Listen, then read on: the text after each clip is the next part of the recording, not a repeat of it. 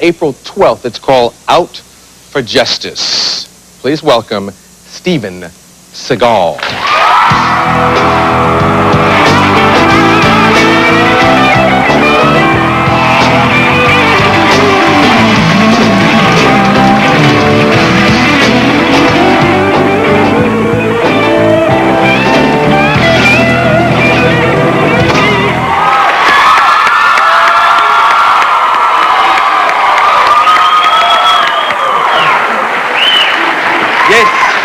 Oh, boy. You know what I heard today? That they just got a date for you to do Saturday Night Live, to host it? Apparently. Are you going to do that? Yeah, why not? Have you ever done comedy? Yeah, I used to do stand-up. Stop, Steven, stop. It's a joke. You're That's my serious. first attempt at comedy right there, and I failed, so maybe I better not do the show. No, I think you'll be fine, because you usually do anything you set your mind to, but you're just so intense. I can't see you with the church lady in a dojo. Well, I told them that they're going to have to, like, come up with some real intense shit for me, you know? Yeah. Can you say shit on TV? Anyway, but you know what?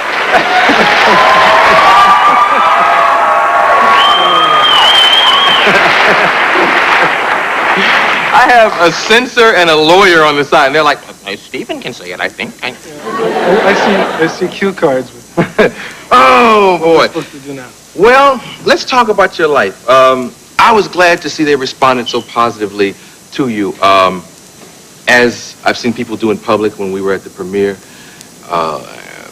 Because I've been worried.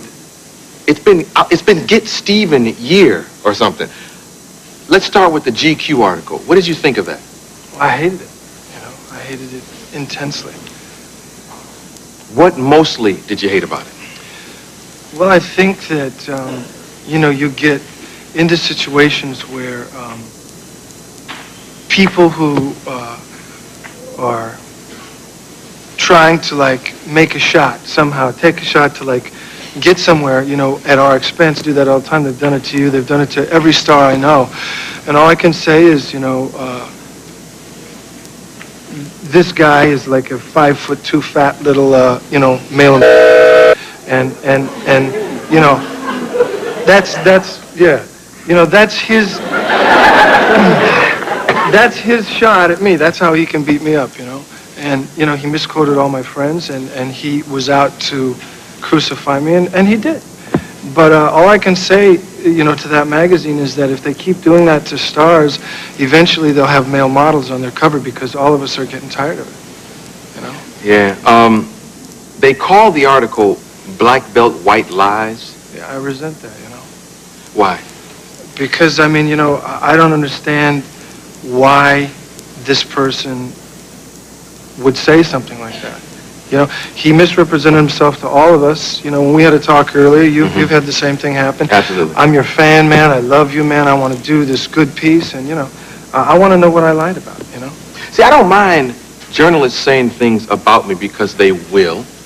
I don't mind that either. I just would like them to tell the truth. Exactly. You know? And tell me about the things that he said. What white lies did he tell?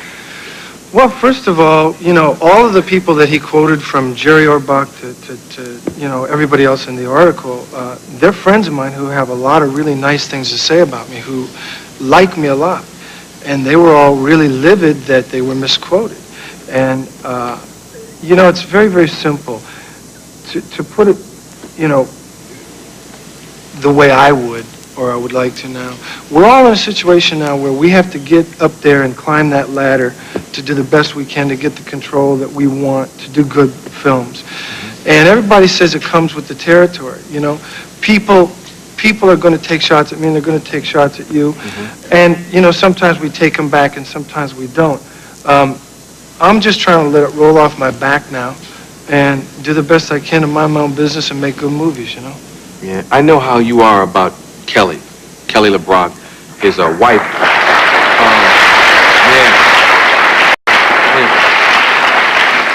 I know how you get about her. Does it bother you even more when she's lied on, or was she lied on? Because, well, first of all, there was something, they described something about in relationship to Kelly and the baby or something being there. Yeah, I mean, I asked you all, would a man refer to a baby crying as a baby squalling with the smell of diapers, is that a man to you? You understand? What kind of person is that? You know? Yeah. Yes, you understand? That's, you know, everybody who reads that, you know, just think about who's writing, you know? He also mentioned something about Kelly's first date with you, saying, I guess he quoted her as saying you were like an alien. Which I can understand, because you're acting like an alien right now. You know, but no, I'm just kidding. No, did she say that? What are you laughing at, man? Hey, just chill. Just study him sheet music and chill. No, did she say that or anything like that? Well, what she said to me is similar to what everyone else that was quoted, and that is that he took everything that she said out of context, and that it's really hard to tell anymore because it isn't the way she said it. You know. Yeah. Kelly tried to say things, obviously, about me that were endearing and flattering, and in reality, when you have somebody that's out from Jump Street to crucify you, you know, they're going to do it no matter what, and that's what I say to all my friends that are hurt and concerned about this, and that is that I would rather not do any more interviews, just like you and just like all the rest of us. We're all getting sick of it, you know? And then the fans really end up losing because they don't want to, if they see my picture on the cover of a magazine because they love me, they don't want to pick it up and read that garbage about me. And all these magazines think, well, listen, man, if we write all this dirty garbage about somebody, it sells magazines. I disagree. But it does, Stephen, because the people in America buy National Enquirer more than they buy Time or Newsweek. Well, it's just like you said earlier, man. One of these days, all of us stars should get together, you know? Yeah, and put together a list of people that have unscrupulous been, journalists yeah, and irresponsible liars. vicious. Yes, and stop doing interviews. And stop doing the interviews. Because, I mean, you can find enough about me to make people not like me just telling the truth. Just telling the truth. You don't have to make up nothing. That's right. They've also been printing in a lot of publications that you and Kelly are breaking up. You've read that, I'm sure. Yeah. What do you think? I think it's funny. You know, I mean, he's looking at me like, do you really? When it gets to the Inquirer, you know, and magazines like that, we generally think it's funny because we hope and pray that all of you don't believe that stuff. When it gets to the more shiny magazines with the more expensive covers, when they start acting like the cheaper tabloids, it's a little more disturbing because we're, of course, worried that nobody's, you know, going to think that they would act as irresponsible as the cheaper tabloids. You wouldn't even let Kelly travel in the rain the other night. I mean, you're so in love and protected. You're such a wuss. You're such a wuss. No, I mean, you know, it was a 2.5-hour drive, and it was storming pretty bad, you know, it was the middle of the night. And you made us stay home. Let's take a commercial and come back and talk about the movie. Something easier. Okay, we'll be right back with Steven Seagal. Steven Seagal. You've done movies entitled Above the Law, Hard to Kill, Marked for Death. When are you going to do a 4-word movie? Well, in this movie, that title wasn't a title that I was fond of. And I can remember sort of trying to lobby my title with Warner Brothers, and they felt that title was better for them. What was your title? The Price of Our Blood, which is a sort of a more mafia title. Yeah, because I'm tired of these 3-word I am too, titles. but... you could at least call it Out for Justice Man. Yeah. I didn't win that one. You know? Yeah. Okay, tell me about the movie. It's a picture that's about friendship, you know, which meant a lot to me. It's a picture about the neighborhood. So it's a real neighborhood thing. It's filmed primarily in Bensonhurst, real Italian, and a little bit in Sunset Park, which is a lot of Latinos, it's a Puerto Rican group, you know. And picture about friendship and the neighborhood. It's about 2 guys that are born and raised together in Brooklyn and are best friends all through life. And interestingly enough, fate's strange hand would have it that one becomes a mobster and one becomes a cop. And a crisis in the neighborhood comes up, and they both end up working together. Both the mob and the cops are after somebody who killed my best friend. And it's sort of a race between them and me to get this guy, you know. Yeah, what's in the clip that you brought? I hope it's the martial arts. This is the first picture for me that I'm proud of, you know. It's a lot of character, and even in the action scenes, I think you'll see that. This is a scene where I'm coming into a bar that the guy that has murdered my best friend owns and frequents, and I'm kind of talking to all the boys about, would anybody like to tell me where he is? And of course, they get smart with me, you know. Yeah. Well, you were proud of Above the Law. Yeah. Yeah. But this is just your proudest moment. Yeah, I think it's the best work I've done. Okay, let's take a look at the clip from Steven's new movie. Sandy? What is it? Huh?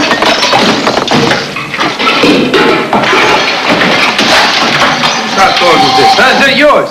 If you didn't have that badge and that gun, these guys would take your head off. Here. I noticed a lot of boxing memorabilia. We got some gloves over here. Pictures everywhere. Who's the boxer? Me. You the boxer? Yeah. You're a tough guy. Yeah, tough enough. Really? What could you do? To you? Yeah.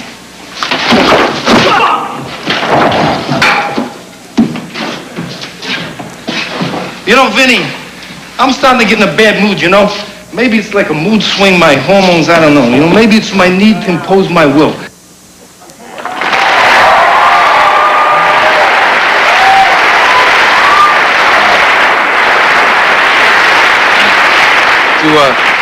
Do you know what you're going to do next?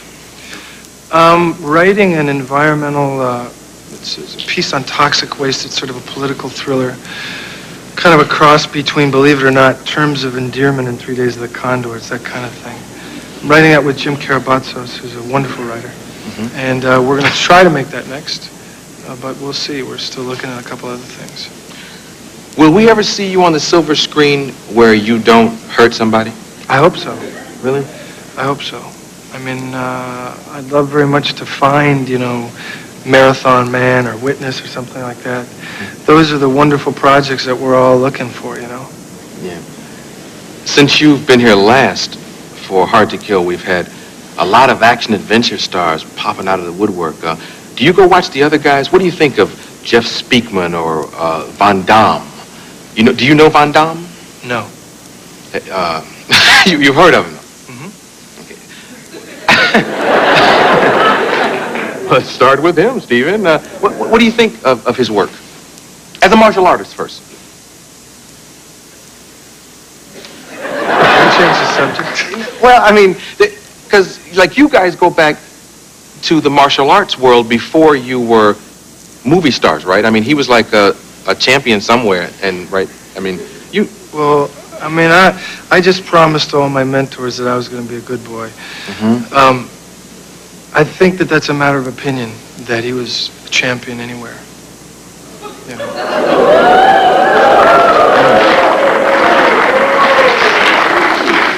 And I mean, you know, I'm not being catty or anything. I wish the guy all the best. But there are an awful lot of people who say that that's not true. How about Jeff Speakman? Nice guy, huh? I mean, I was very good friends with his teacher. You know, Ed Park was a good friend of mine. And he seems like a real good guy, this kid. I've never met him, but he seems like a good kid. Yeah, the guy that he studied under is dead now, but he was apparently really respected by Americans. Yeah, he was at the premiere for Mark with Death with you and me. We came down the stairs, he was that big Hawaiian guy that came up and gave me a big hug. He's a good man. Yeah. How's your neighbor? He's doing good, Michael Jackson. He's doing good. He lives next door to Michael Jackson. So when you jump his fence, jump over his fence to the next yard and say hello to Bubbles and Michael. And, are there a lot of animals and stuff next door? Well, I mean, we all have a lot of animals up there. That's why we go up there, so we can, you know, sort of be with nature and ride horses and all that stuff. Yeah, you ever look out your window and see Michael in the yard? No, I have a lot of acreage and so does he, you know. Do you ever see him at all? I'm seeing him this weekend or next weekend. I'm having lunch with him. Yeah. Supposedly. But you never, like, see him in his yard with the hose, like, squirting the can out, you know, trying to get the can to the curb, you know. I mean, real far. Oh, okay. Lots of acreage, you know. Yeah. Big places. Okay. Yeah. Good luck with this movie. It opens, what did I say earlier? April 12th. Good luck, man. Thank you. Steven Seagal.